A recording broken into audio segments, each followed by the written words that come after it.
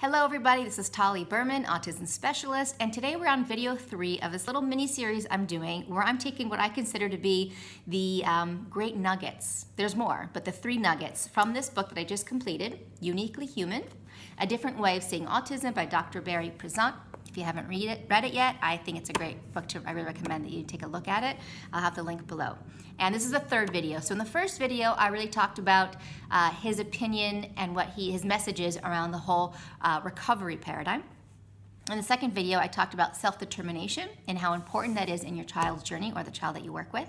And today, I'm going to talk about exposure, integration, and inclusion. So he has some very definite opinions about the importance of really exposing your child to so many different experiences and what an opportunity that can be to help your child really learn invaluable skills. So I want to read to you a little bit about that because there can be a tendency within the autism community to shelter children with autism, to keep them at home in home-based programs. And I'm not saying there's not a huge value to doing that, but I think that when it's limited to just that, when that's exclusive of giving your child the opportunity to go to theater, go on outings, be in the community, that much can be missed. So I want to just read to you how he says it in his own words. So the question in the book is a question that a parent asks: what is the single most important thing I can do to help a child with autism? And this is his response.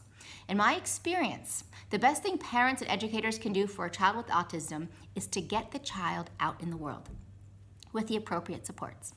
Of course, that's true of all children, not just those with autism. The children who progress the most, who develop to their fullest potential, are those who are exposed to a wide variety of experiences. Parents of young adults and teens with autism who are successful and handling everyday challenges invariably agree about what made the most significant positive difference in their child's life. That they always made an effort to get the child out, to avoid sheltering the child, and to make the child part of the mainstream of life. Now, one of the reasons I'm sharing with this is because this is also a very big shift in what I typically taught. I've been doing this for 20 years. Things are going to change and evolve, I would hope so, and they have over that time. And at one point on my journey as an autism specialist, I much more promoted home-based, in a playroom, more sort of cushioned environment to help your child hone the skills he needs and then transitioning him out. However, I do think now that that is important, very important, that is supplemented, complemented with outings, with getting your child out there and whatever might be most exciting, inviting for your particular child. So I'm thinking about one family I work with in New Zealand who just began taking her daughter to theater. And it's challenging for her daughter to sit through the show. You know, she's got all her support, she's got her headphones, she's got her toys, she's rocking in her seat.